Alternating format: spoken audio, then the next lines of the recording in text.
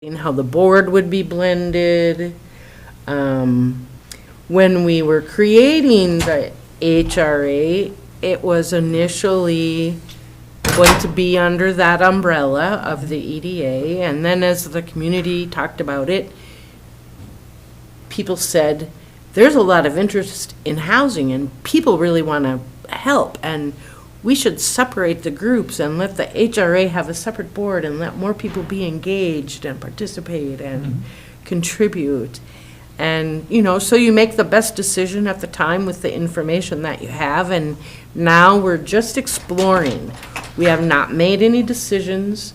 Nobody knows if this is in the best interest of the community until we continue to explore.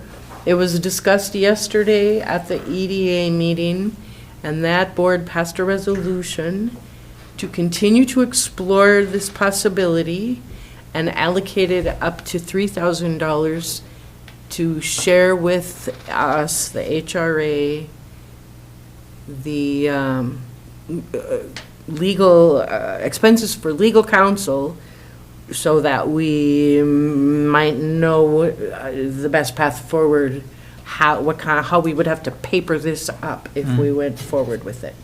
So we want to have a conversation with all of you today and then consider whether the HRA would pass a motion similar to the resolution that the EDA passed yesterday. And this, I would want you all to know that I have been in a lot of conversations and working very closely with Steve Serba, who is the new president of the EDA, and we want everyone to know without a doubt that it was not initiated by Jason. No, it was not. It was brought forward by other people in the community, and so we are responding to the community interest in exploring this. So I'm going to open it up for discussion. Anything you would add at this point? No, sure. Okay. Just to Commissioner understand Bryan. the process, what's the, does EDA have a timeline by which they want a sunset for this exploration process, and after which, if it didn't work out, they would hire a replacement director? What's their thought process in the timeline? We don't have anything, you know, in cement about the timeline. It's not been carved in granite, but it is to do this as quickly as possible because there's always a lot of balls in the air, and in the short term, Pat Campanero is providing interim support to the EDA as, you know, the administrative things that need to continue. With any luck at all, we'll get this done before the opening of fishing. Sooner than that, probably. Probably in the first quarter if we can. But it's a lot of entities, it's a lot of government, it's a lot of thoughtful consideration. So far, the people that have been engaged in the conversation have been pretty supportive of the idea, but we know that we also need to listen to all the challenges and all the questions that we haven't thought of yet. So, Yeah, I mean, at a high level, I think it makes a lot of sense. I mean, I think that the board has already directed that that the two agencies work very closely together, share office space. So you know, I think we recognize from the beginning that there's a lot of natural synergies between the HRA and the EDA. And so to me, if there's, you know, a way to reorganize that structure so that you've got a single entity and a couple of staff people that are, you know, organizationally working very closely together, to me that captures even better some of those synergies between the two organizations. So, I'll wait for the details, but I mean, first pass is I think it makes some sense. What would the combined budget look like, a ballpark big number? I mean, gross. the budget that was approved for the EDA for 2023 is $295,000. We have $125,000, so that's. Oh, as well as, sorry, Chair, as well as the $100,000 that transfer from the EDA for housing purposes. For Oh, housing so costs. we have 225. 225. So 295 plus 225. for So that's 2023. a little over 5. A little more than 5 at this time. And, you know, there would be some savings with one phone line and one website and one, you know. More thinking the facility of coordinating. And, exactly, And having a single board, having a single. right. Going to single one meeting organization, instead right. of 2, just a Yep. lot of efficiencies that could be. Yep. Any other at this Well, time? my thought there is, you know, looking at the staff requirements, that I've already felt Jason, there's a reason people want Jason to be head of this stuff. Yeah. Because Jason has been I doing upset someone unbelievable, somewhere. unbelievable work here on housing. And I really appreciate that, and so it makes that idea makes a lot of sense to transfer some of that energy and expertise also to the EDA. But I've also felt we've been understaffed at the HRA, and the budget is the budget, but honestly, without a kind of a program officer or somebody helping Jason, you know, it's only a matter of time that he starts spinning wheels, and so a budget that's more significant and would allow for, I think, not just a project, you know, type administrator or whatever, but some actual clerical support staff as well.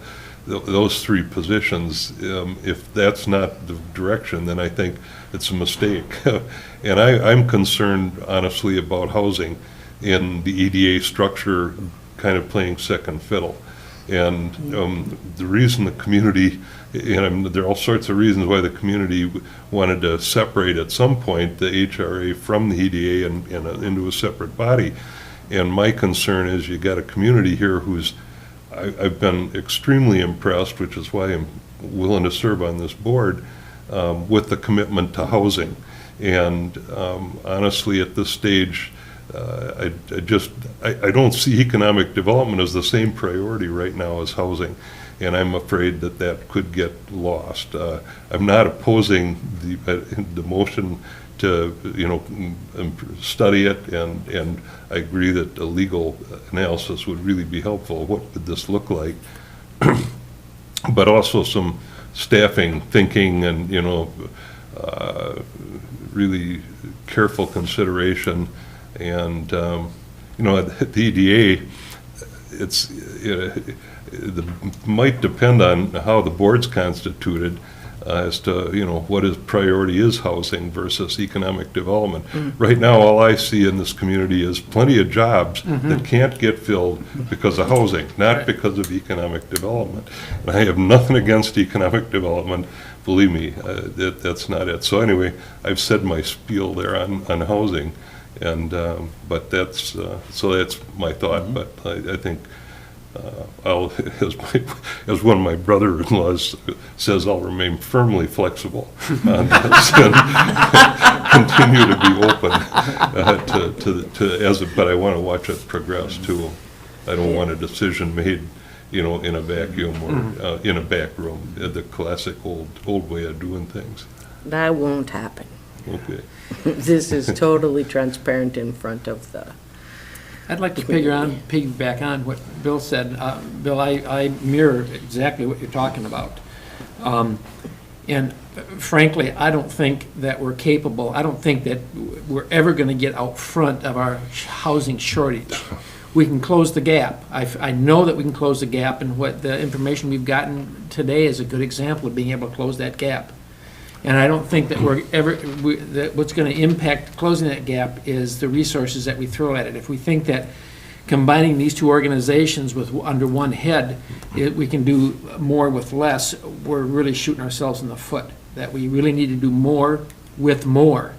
And by that I mean that if these 2 organizations that we're going to combine each had an executive director, then I see 2 people at the top of a combined organization, plus, like you said, a support person in the office to do a lot of the day-to-day things that need to happen.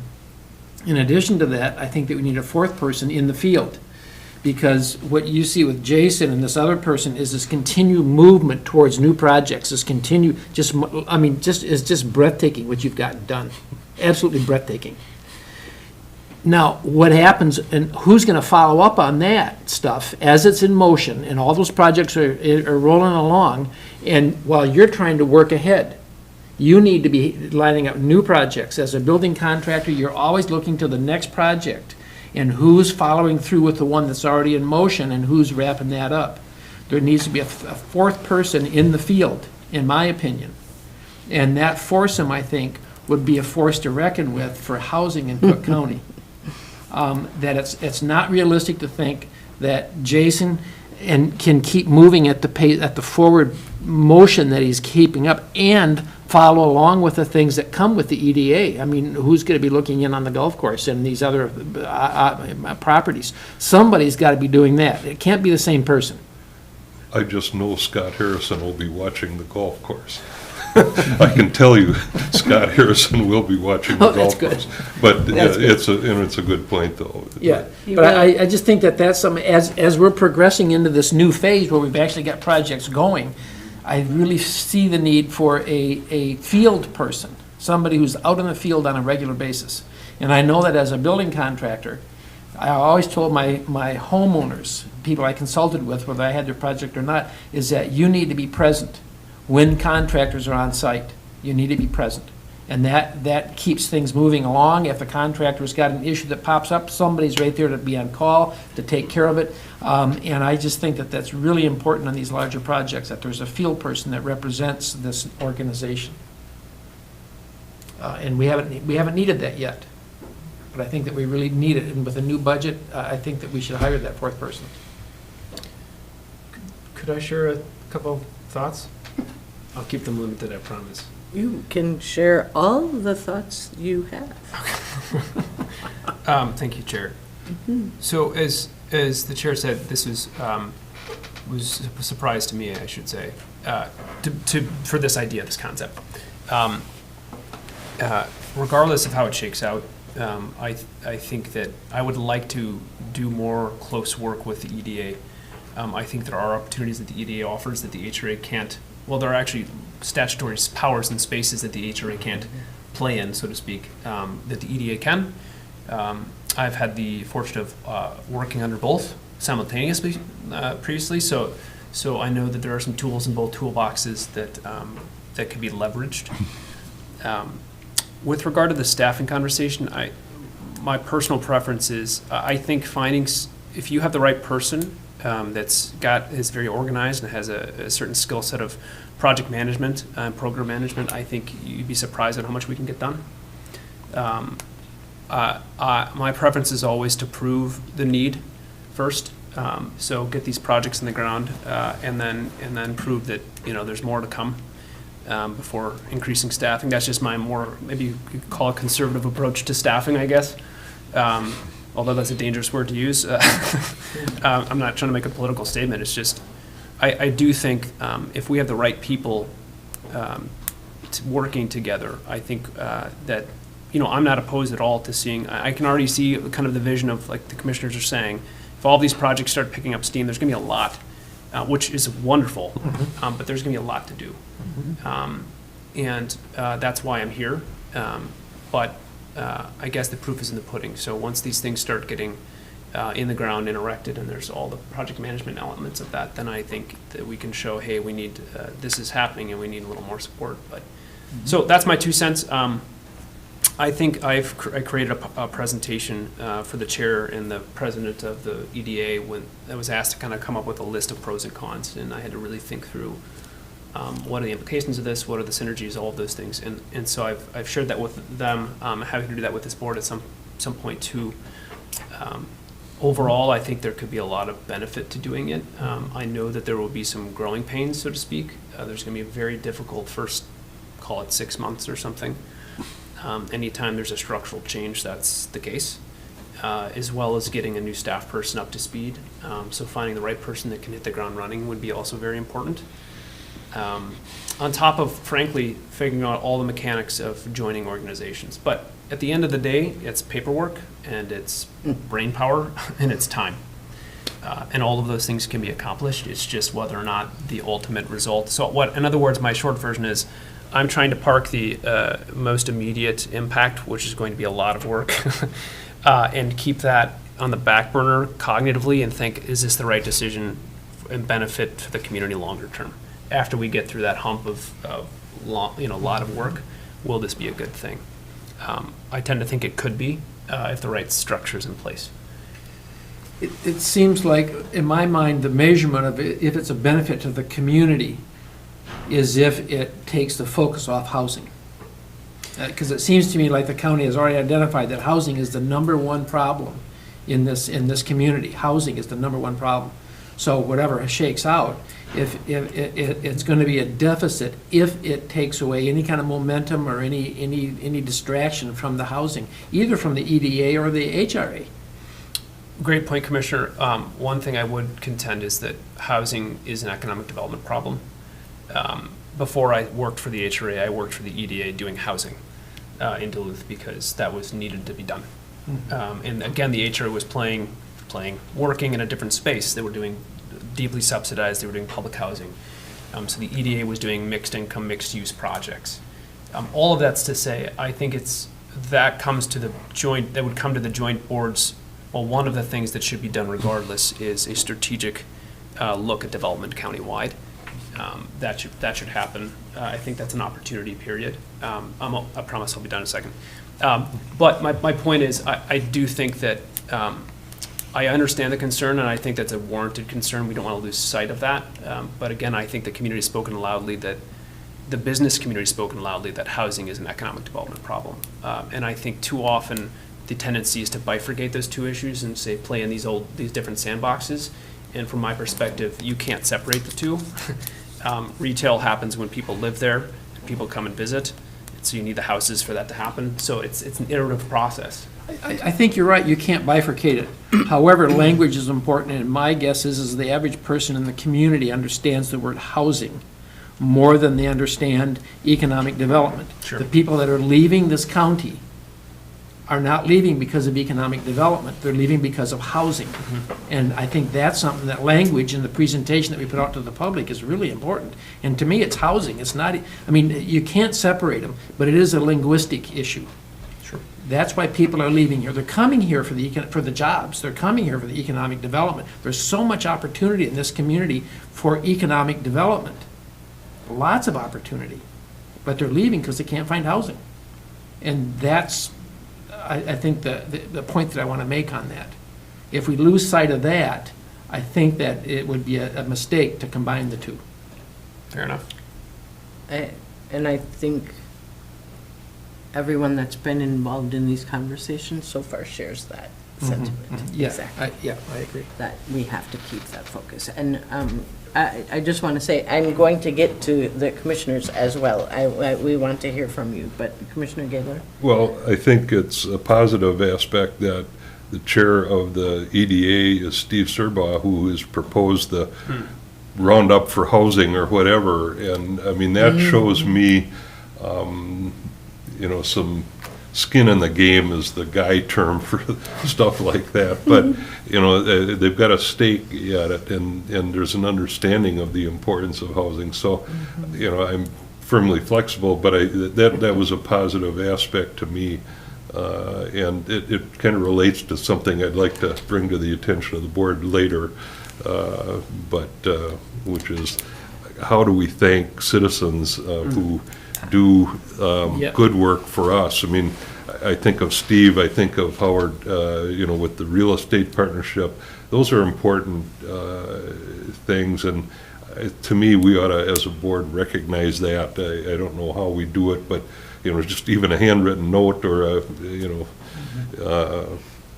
just something that says thanks for sticking up for housing here and our efforts, and because it's important. People do that kind of thing, and a lot of times there's really no reward, to it in a sense, but just to be thanked is a powerful deal, and I think we should be doing that for people who are sticking up for housing. I just would say in a big picture way, economic development is a three-legged stool. The three legs of the stool are housing, jobs, and childcare. And we were created, this group board was created for the purpose of working on housing. Jobs, we have plenty. We have plenty that are not filled. And the EDA recently received a $180,000 grant to help Cook County address its childcare needs. So, there's a lot going on, no doubt. And there's a long way before we get to the end of this discussion and decide, all of us as community, decide what we're going to do with this question. But I really appreciate the thoughtful question, and I'll never stop appreciating the passion that you all bring to this table. It's just wonderful. Absolutely wonderful.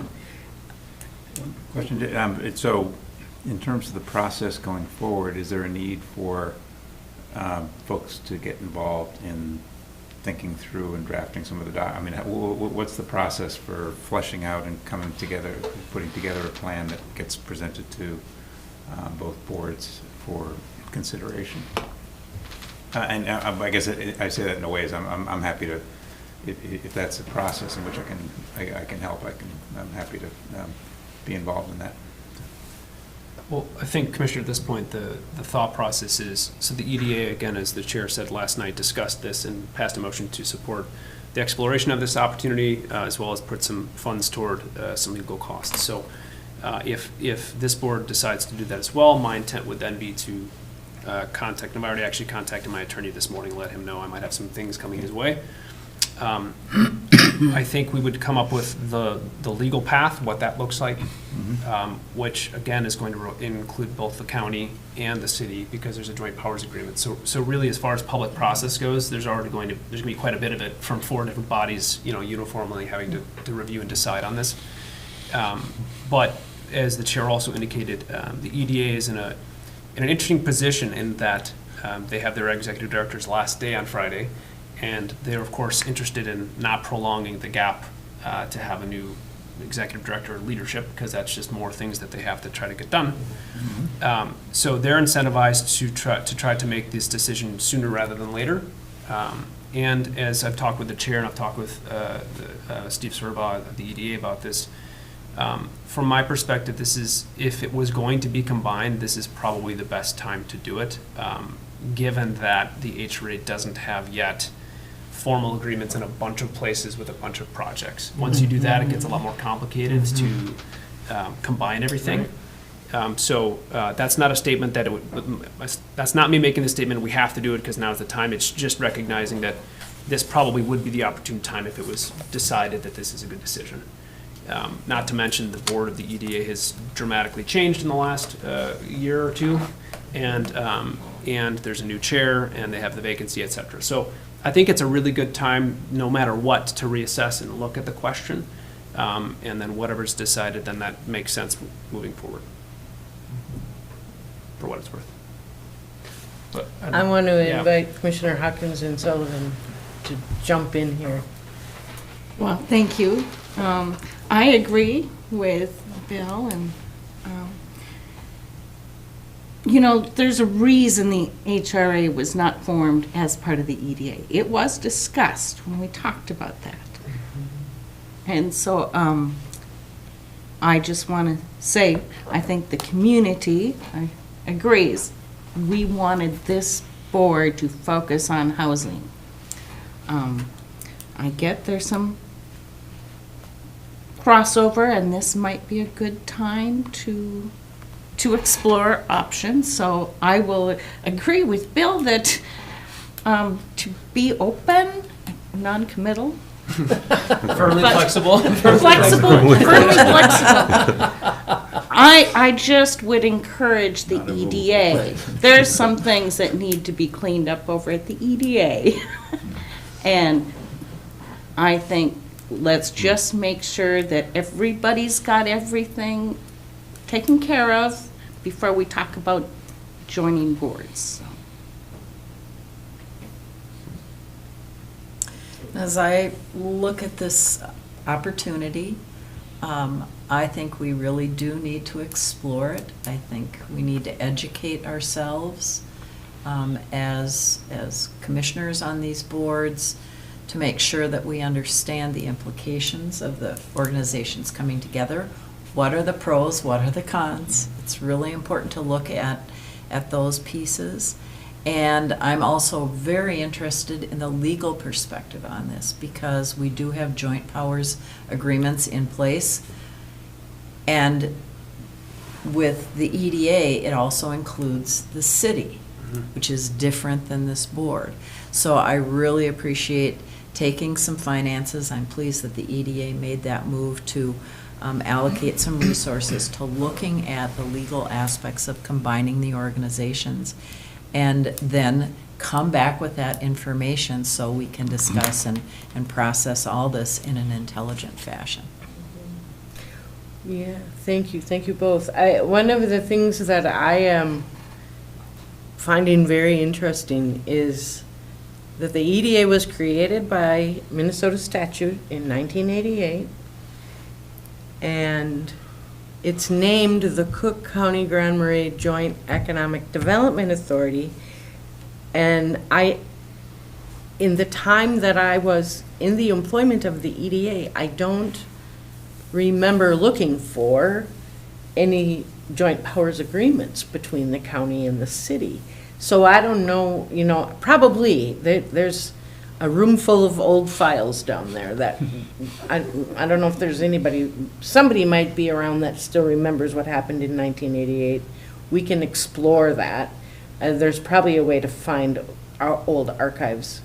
There's probably no digital record. It's probably all on paper. So it'll be an interesting thing we're not going to pay an attorney to go look through all those boxes of old files. But anyway, it's a curious, it's a question. It's interesting. Chair, just quick on that. Just so happened that today I looked for the joint powers agreement to try to understand what it says. In talking with my attorney, he asked for it too, and I said, I don't know where it is. So I talked with Beth Drost. She sent me what she had, which is resolutions establishing the EDA and bylaws. There is no actual agreement that we could find that is, the agreement part of a joint powers agreement. So maybe it doesn't exist, maybe it does, I don't know. That would seem like an obvious thing to have, but what she has is what I gave her. So it's whatever before me is where we have to go look for. So we'll have to go dig in the files for sure. I hope we don't have to dig too deep. We might find some classified documents. It make me really Jimmy Hoffa nervous, or something, yeah. Well, Sorry. Don't take them home in any event. yeah, for sure. So, thank you for this thoughtful and meaningful discussion. We haven't, so the EDA met yesterday, we're here now. We have a placeholder on the county's committee of the whole in February, if we are in fact ready to come forward with some more answers than questions. If we've had time by then to get some legal counsel and what does the path look like? What does the structure look like? What does the budget look like? Playing around with all that, not playing, working really hard on all of that. That needs to be determined in order for us to know the answer. So, and the city, we talked about, Jason, you sent us a note last night, we could go to the city soon, in the next few weeks, to a city council meeting. Correct. Right? Yes, yep, to talk to them about it. Depending on, we're meeting tomorrow. Yep. Or tomorrow? Yes. Correct, yep. Tomorrow, we're meeting with Mayor Benson to introduce this to her and to ask for her agreement to put it on an agenda so that we can meet with the city council and continue on the path of exploration. Yeah, I guess that's my question in terms of process, is that it's not clear to me what is the ask at the committee of the whole, what is the ask at the city council? We don't know that yet. I was just going to ask about that, actually. Okay. I mean, it would seem, if there were not it feels like there's a sense of urgency to it. Absent that, it would seem to me to make sense to do the due diligence that we've just been talking about, reconsider that at our next meeting, and then decide on it, and then go forward with Well, scheduling. right, that's why it's a placeholder on the committee of the whole. Okay. In some ways, I believe, and it reveals something new to us each day and every conversation that we have. I believe there's a great deal of value in plenty of opportunity for the public to hear from those of us who are directly involved, telling them the facts as we know them, as opposed to what is happening and hearing, what people are hearing on the street. So a lot of it is for information purposes. But if it doesn't make sense, then of course, we're not going to go to those meetings. At the end of the day, we think that the EDA and the HRA will make a decision whether or not to move forward with this together, and then the county and the city will be asked to bless the That combination. makes sense. So, it's it's kind of a community process, but it's kind of a legal process and logistics and government and, so we don't really know yet. I guess all I'm trying to let people know is that we are doing this in the open. It's not Yeah. in the back of the house. Yeah, no, I appreciate that. So, I mean, we'll see. I mean, again, Jason drafted a timeline for Steve and me to think about last night and sent it to us in an email. And in a couple of places in the timeline, I added a comment that said, this will be revealed to us as we continue the process, because we don't know if this is going to happen on this day or a month later, right? Or what are the questions going to be that we don't know yet? And I'm coming back to you. Okay. This maybe provide some clarity, will help me anyway, and maybe I think we're kind of circling around this as it is. So one of the things I'm trying to understand, because I'm trying to work obviously with this board and the chair and then the EDA board to figure this process out, especially as their executive director's on her way out. They won't have a staff person to kind of talk about this with. So what would be helpful for me to know, so the legal process is just a process. We know that it's legally authorized by statute. It's not a question of can it happen. It's just a question of the exact way, the number of resolutions and who needs to vote on them. So from my perspective, that's not really a question we need to answer. It's just finding, if it's a desirable course, it's just finding the right way to do it. So if we understand that is it legal? Yes. In fact, there are a number of communities in the state who already have joint EDA HRAs. Yeah. I didn't realize that until I started doing research, and I said, oh, I didn't, one as recent as this last spring, I think it was Pine County combined them. Point is, so we know it's legal, it's just how do we do it, especially in light of a joint powers agreement with the city. That's a little fun twist that other communities don't have. But let's just assume that there's a path, it's just how to do it. My question is, what can I help investigate or provide to the board that would help you make a decision as to whether or not it's beneficial? Because I think that's where we need to land for the next meeting. Yeah, Commissioner, I please. would agree with that. And I would think, I'm trying to make up for the 2 meetings that I missed. So I'm going to suggest that we have a special meeting where we see that PowerPoint that you've got going. Sure. And that would help us think about it between now and the next meeting. I keep thinking about month by month by month, how things progress month by month by month. And all this discussion about how we do it is ahead of if we do it. And it seems to me like what would be most helpful is, in my mind, I've been doing a little bit of research back into into the EDA, because to understand more about what that's like. Madam Chair provided me with some, with their websites that I've been looking at. But the PowerPoint that you've developed I think would be most helpful. I'm happy to do that. How can we see that? Well, any way you would like. If you want, I'm happy to. We could do it. Well, we can't do it remotely because it's a quorum. Can you send it to each of us individually? Sure, if that would be beneficial, I I can do think that. that would be good. That'd be great. And I think that, I'm sorry, Bill, I don't want to interrupt. I think that in that, I think you'd want to make the case, I think that what I'm hearing as a consensus is that we need to be comfortable that the change would not in any way dilute the effectiveness of the effort that's ongoing for housing. And so I think that to the extent that, as the PowerPoint is currently structured as pros and cons, but I think that, what needs to be made and then discussed is a compelling case for why this change doesn't dilute the current mission of the, and effectiveness of the HRA. That's it. It would seem to me, in my opinion, that in terms of blending the board, if you three officers were part of that combined board, because it seems to me like the intellectual property that the HR has kind of developed resides primarily in you three, plus our executive director.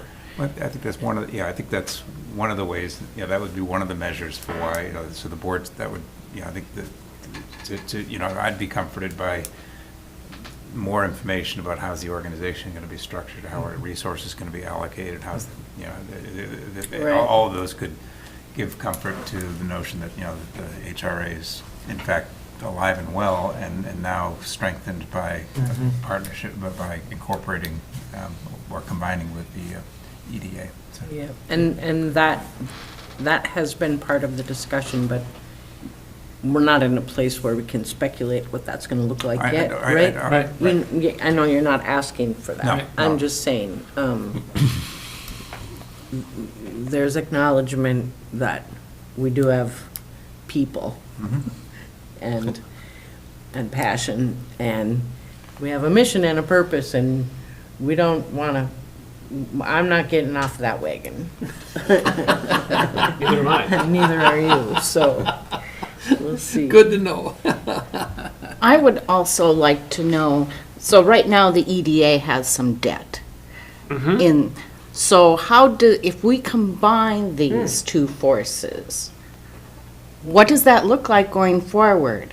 And the debt responsibility of the EDA to cover those obligations and our budget, and would some of this get mixed up? How are we going to handle finances?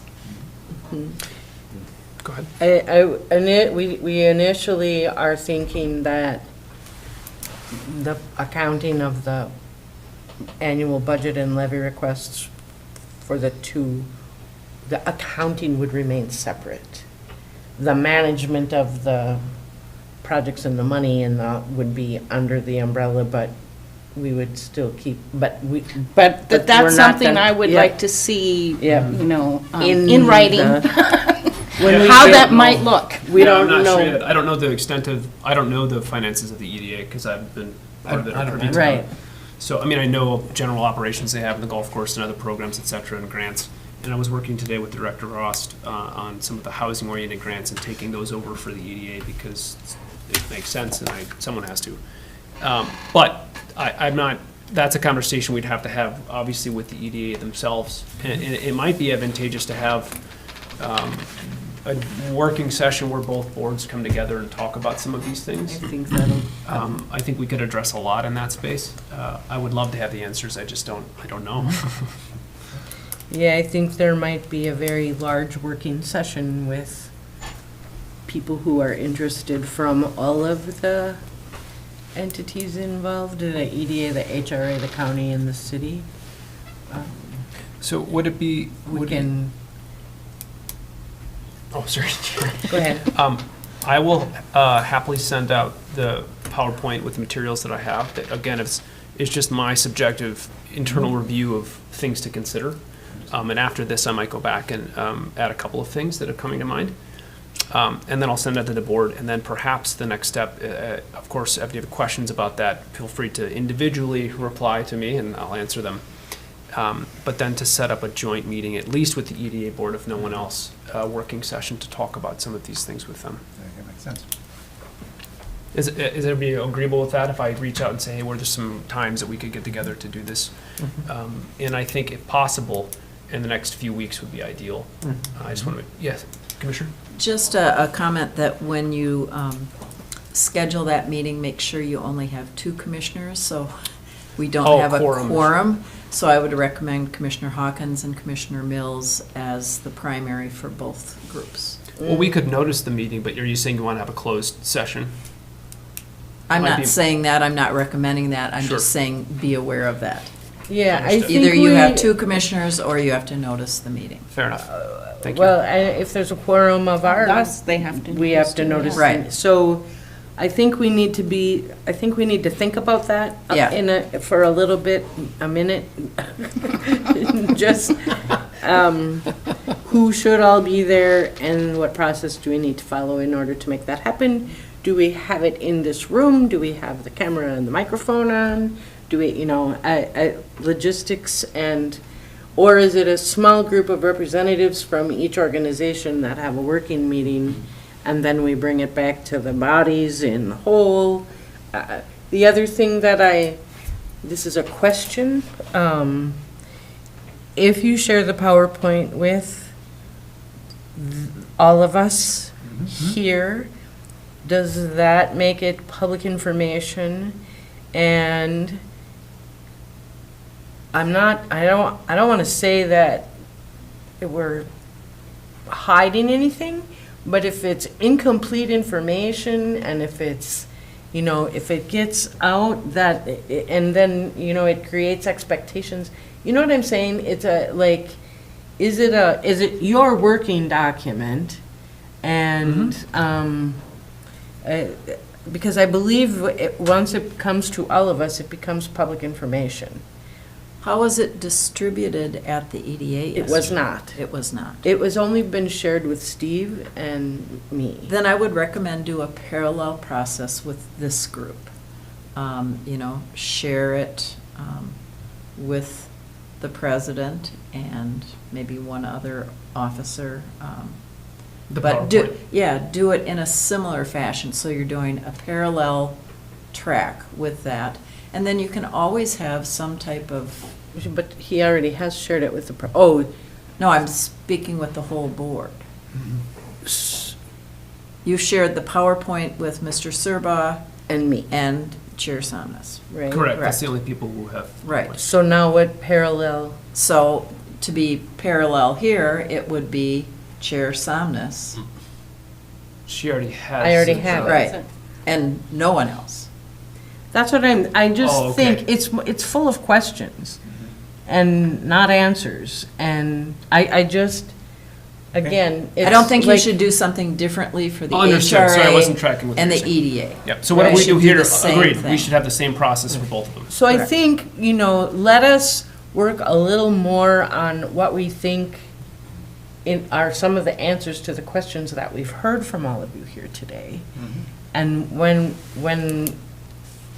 we're a little closer to understanding what might be ready for broadcast on WTIP and the front page of the Cook County News Herald, because right now it's a half-baked cake. And half-baked cakes aren't very pretty, right? Well, I think we got to this point by asking how it is that we as a board could make an informed decision. So how do we do that? The only decision we're asking for today is if you agree that we should continue to explore this and allocate some money. Yes. Then, after we work together a little bit more, because we don't know what the answer to that question is, how can you make an informed decision? Because we don't have the information yet. Yep. So we're asking you for permission to continue to dig. Okay, who is we? You two? You Jason two are and continuing to dig me and people And from. Steve Serba. Okay, With the the three of EDA. you. Yes. Okay. For the three of us to continue We're on standby. to dig. Right. And then when we have more, and your questions are perfect. That's exactly what we're gonna go work on. And then we're gonna come back to both boards and say, this is what we think might work. And part of that process Or- will include the lawyer. We're gonna. Yes, we're gonna- absolutely. The lawyer will be involved in It'll that be process also. totally, Got it. yes. Okay.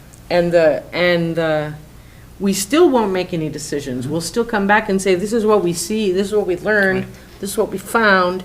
Do you like it? Do you not like it? Do you want to do it? Do you want to not do it? We're not going to make any decisions. We're just going to be doing the detective work. And one other quick comment, and then I saw Commissioner, you had your hand up. I've told this to Steve, who I very much appreciate, and I'm glad of his leadership at the EDA. I serve at the pleasure of the HRA board. So until such time as that changes, I serve at the pleasure of the HRA board. So I just want to make that clear, that this is my role, and I want to help support the health and well-being of the EDA as a partner agency, because it's very important that they're healthy and successful in my mind, and I want to be able to do more with them in the future. Whether it's with myself because it's because it's a joint, or if not, regardless of that circumstance. But I think maybe what I'm hearing said is we're going to keep digging if there's a motion to do that. I think then it still makes sense to have a joint meeting with the boards, and we can notice it if we have to. And then maybe that's the time that I would give a presentation to the collective group. Yeah. That makes sense. And I will try to get some of this information so I can have a more informed presentation. And then we can have a robust dialogue about how we move forward. That sounds good. And I think in light of, sorry, Bill, go ahead. I think in the meantime, Chair Somnus ought to expect some phone calls from individual board members just to be updated and questions. You can call me anytime before 10 p.m.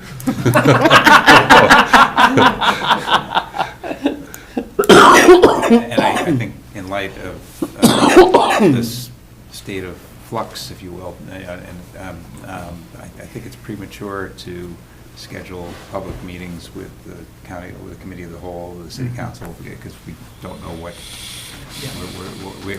we don't know yet what we're proposing yet. And so until that, after that joint meeting of the board, if that's productive and there's a consensus that emerges from that meeting that says this is how we want this thing to be shaped and so forth, then I think I think we need to get to that point of having consensus between the two boards before we start presenting it to the public and saying here's what we jointly recommend. Absolutely. Yes, and the committee of the whole that we're on the agenda is in February, 21st, I believe. and it's just as a placeholder, and that's understood. Between now and then, if we aren't ready, I'm quite sure the county can find something else to talk about at the committee of the whole.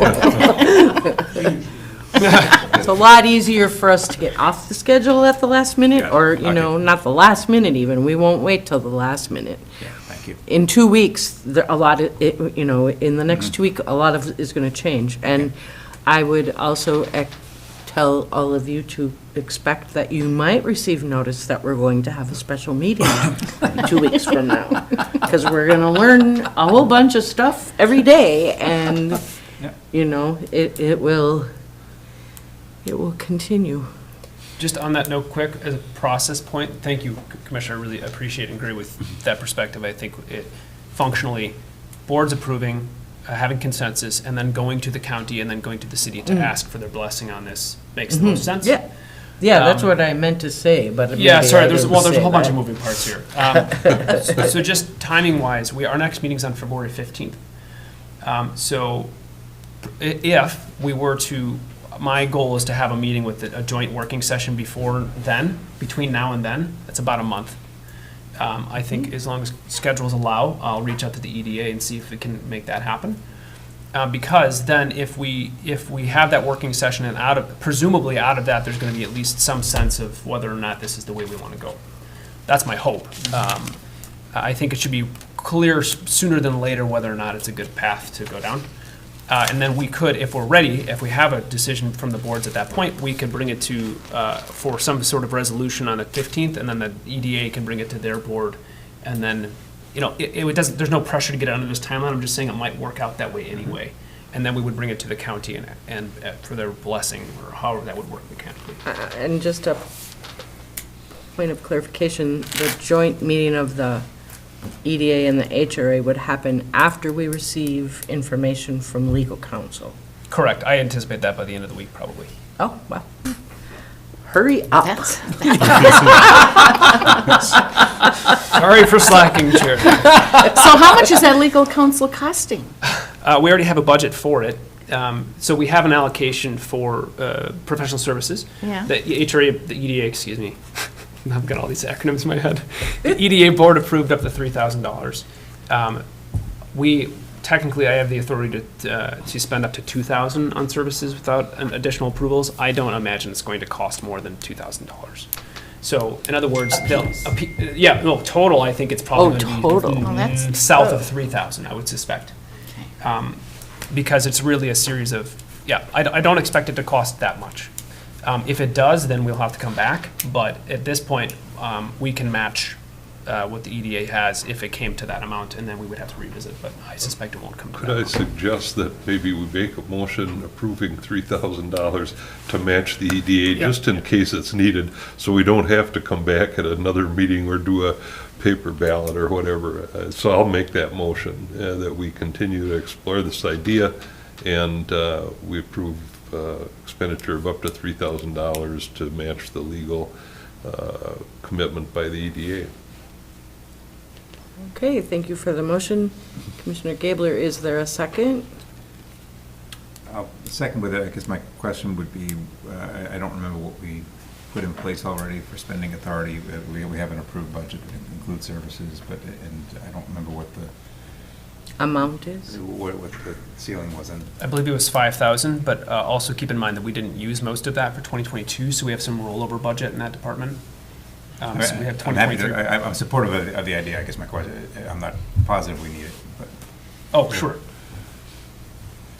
Okay, before we vote on the motion, and remind me to vote on it, if I don't remember, further discussion on the motion, and I know that Commissioner Hawkins and Sullivan both had their hands up a while ago. It was about considering a special meeting, which has already been discussed, so Okay, I'm good. Got it. okay, all right. Call the question. Thank you. All those in favor, signify by saying aye. I gotta have a vice chair like Bill Gabler, that's for sure. All right, motion carries. While we're all in the same room, it would be really helpful for scheduling purposes. Do any of you know when would be a good time to do a special meeting or a joint meeting? I could send out 20 emails. Not when but- we're in St. Paul. Right. So maybe I'll do this. I'll make a proposal and you can check to see if it works for your calendars. How about, just, Sure. why don't we split the difference and say February 1st at the same time? Yeah. That's fine with me. I mean, a Wednesday after, the same Wednesday afternoon, but just. I have a meeting on the 1st. I have a 4-hour meeting on the 1st. Maybe a doodle poll. Yeah. What? Maybe we'll A attempt a doodle doodle Probably poll. seems sense to make a doodle poll with the EDA board members as Yeah. well. Yes, that's what I was thinking. I You just have thought maybe two we'd get lucky bodies and that there'd you be an need to- obvious, yeah, okay. A doodle And then- poll? Is that a dog? It's an I'll be- obvious poll where you. It's an online poll, and you just Thank check you. I with gotta your try a vote, doodle- and it doodle poll pulls on all us. the data together. I thought it's like a doodle poodle or something, you know? Basically. Okay. Doodle poll it is. Thank Doodle you, poll for commissioners. date. Sounds like a dog.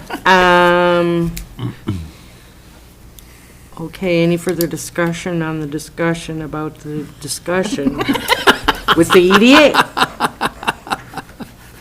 All right, then, we are at commissioner items, so I will reverse the order because Commissioner, we've been, here, any other items you'd like to share with us? Just fine. I'm just, Commissioner Hawkins? Well, I wanted to share that I forwarded something, Jason, that I got from AMC about legislation, and I asked him if it was important. So I'd like to turn it over to him to tell me what I was reading, because I don't understand legalese. Sure you're not a politician, this was pretty good. Thank you, Commissioner. So I got this last night from Commissioner Hawkins. Like she said, I guess AMC was sending this out to notify folks of some of the bills that are being proposed. I'll keep it brief. There are a couple things. Two of them that you sent me were more about building code from municipal perspective, how to enforce it, what they can't change. The spirit of those, in my non-attorney interpretation, to be clear, I do have a Class D license. I can drive my vehicle. But what it seems is they're proposing language to help reduce costs and barriers for residential development. For example, they're not allowing significant building code changes, because every time that happens, contractors then have to relearn what's the new thing that they have to do. And if there are energy efficiency improvements, they have to show, for example, that within 5 years, those improvements will be paid for themselves, like they'll pay it off as a result of the energy savings. So those are a couple things, and that was all with regard to cities and like the building department. This, the last bill that you had shared, Commissioner, a couple things jumped out. I'm just going to read one of the sections that I think is pertinent. As part of the comprehensive municipal plan, so county is municipal, right? So is the city. They have two separate municipal plans, comprehensive plans. Municipalities are encouraged to enact public policy to facilitate the development of unsubsidized affordable housing. So again, to be clear, that's basically not the Birchwoods. It's affordable housing that doesn't require tax credits or rural development funding. These policies may include, but are not limited to, the municipal plan authorizing smaller lot sizes for single-family homes, which the city has done last year, the year before, allowing the construction of two-family homes through townhouses on lots that would otherwise be zoned exclusively for single-family homes, and allowing for mixed-use development. So the other way of putting this is they're really trying to encourage municipalities, which includes county zoning, to allow for smaller lot sizes, more typologies in different places, to make it easier to develop housing. So that's one thing that sticks out. There are two other quick things. One is municipalities shall not require a planned unit development agreement in lieu of a proposed residential development if the proposed development complies with existing zoning ordinances or subdivision regulations or qualifies as a conditional use. So the reason that that's important is because planned unit developments are a whole nother process that require much more paperwork, a platting process. This is essentially saying if it's already an allowable use under zoning code, you can't require a developer to go through the extra step of doing a PUD, because I've had experience with builders who've said, I don't want to deal with a PUD. So they won't do it on the site. So again, I think the spirit of this language that they're proposing is to try to streamline the process from the administrative side of things, so to reduce the barriers for residential development. This is interesting, just in light of all the tiny home conversations. Municipalities shall not impose a minimum square footage requirement. So some folks were proposing smaller homes or running into that in communities, and now this language is saying you can't. If someone's comfortable living in 185 square feet, they can do it. So is this proposed legislation? Correct. Okay. And then the last thing I just thought was worth noting, for our county colleagues and the city as well, within 60 days, a written request for a building permit or a written request relating to zoning, septics, watershed, et cetera, has to be responded to. So it's just trying to make sure that the timelines don't continue to create barriers for development projects and sit on somebody, unintentionally or otherwise, sit on somebody's desk for too long of a period. So again, all of those three bills were really in the spirit of making the entitlement process easier for building and encouraging, like the first one I read was an encouragement that municipalities consider lot sizes and making it easier to build affordable housing through zoning measures. So if it goes through, it might change how when people do comp plan updates, and when they look at their existing zoning ordinances, they may have to make some adjustments. So that's the non-exciting version, or part of our work, but it really does dictate where and how development happens in the county. So, thanks for sending Thank you for interpreting You are for welcome. me. Anytime. So is the takeaway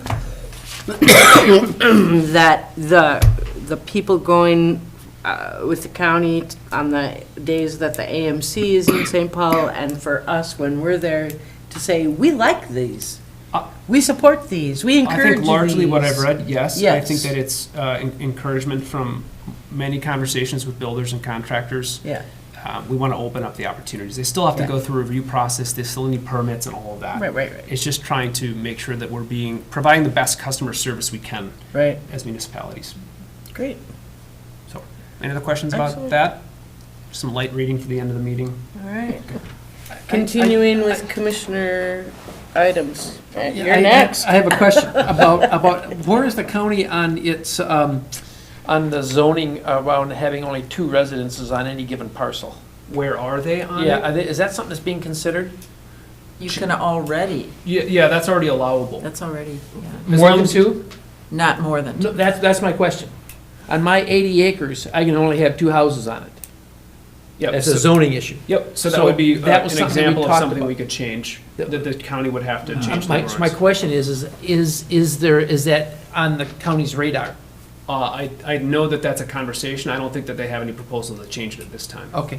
All right. I have, in my free time, I do want to get together with Tim Nelson and others from the county and Commissioner Yorkie if he's so inclined to talk about some of those potential ordinance changes. Because we talked about clustered housing. Mhm. That's why. Yep, exactly. And 10 we'll- minutes. We'll have the other, and as an aside update, I'm still working with Minnesota Power on that property in Schroeder. I think I've told the board about the 40 acres. That's a really good example of a cluster development opportunity. And the good news is they don't have an exact number yet. These things take time in utility bureaucracies. But the good news is that they don't have to quote-unquote make as much as they thought they did on the property. We'll see what that actually comes down to in dollars and cents. But I think once we have some of those parcels in hand, that's a really good impetus to spur some of these conversations about cluster developments and zoning. Okay. So, good question. Okay, there's another meeting in this room in 10 minutes. Yep. So Commissioner Gaylor, anything more for the, Well, just the consideration of how to reward people who, just to thank yeah. them for what they're doing to support our efforts here with housing. And, as I mentioned, a couple specific people already, but there's undoubtedly more there that could use some pat on the back, if nothing else. Maybe that's a topic for next meeting to, if you don't mind, we'll Yeah, carry no, it forward? Okay, yeah, Thank not at you. all. Commissioner O'Brien, Nothing for me. Executive Director I've said Hale. enough. Thank you very much. Likewise. A motion to adjourn. I'll move to adjourn. I'll second. Any further discussion? Call a question. All those in favor? Aye. To get your big red button. We stand adjourned. Thank you, Bill. Thank you, everybody, very much. You just can't ever sit next to me because I'll get bruises from your elbows.